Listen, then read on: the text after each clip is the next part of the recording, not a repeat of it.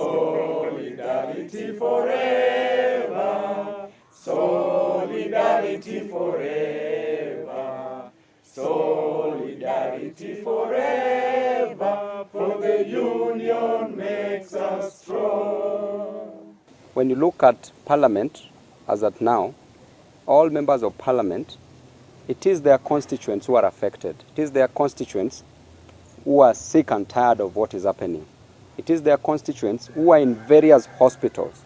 And therefore, as we speak now, we already have around 111 members of Parliament who've texted me and assured me that they are going to sign the impeachment motion and they are going to support it on the floor of the House.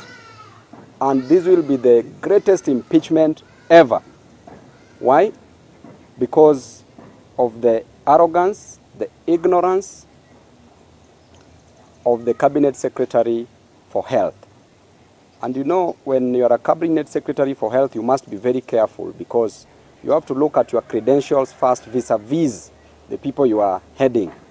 If you did diploma online and you are coming to dictate or demand on what should not be demanded from the doctors, these are people who sat in class for 6 academic years.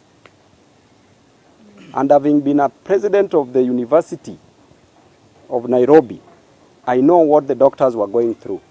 These are people whose parents toiled and moiled. They also toiled and moiled just to be where they are. And then when it comes to the payment, how can a cabinet secretary earn more than a doctor? And a cabinet secretary who does not qualify for that matter.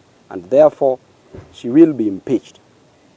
We want this defunct government to move with speed. The president should not leave the country when there's a serious crisis, when people are dying. The health ministry is unhealthy. The health ministry is sick. The country is sick. And therefore, as a result of that, we have come up with an impeachment motion. We are going back on Tuesday to Parliament.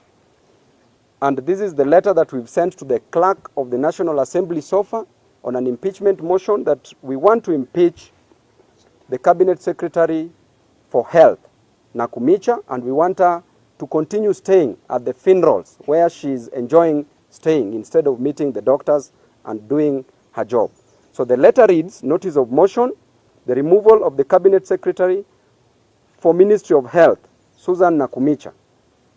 Pursuant to Article 152(6) of the Constitution, as read with Standing Order 66, I wish to notify you of the intention to move a special motion for removal of the Cabinet Secretary for Health from office on 2 grounds, namely, number 1, gross violation of Articles 26(1) and 43(1)(a) of the Constitution, which provides for the right to the highest attainable standard of health respectively, and 2, incompetence.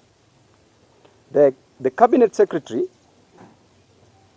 the above grounds are based on the following particulars.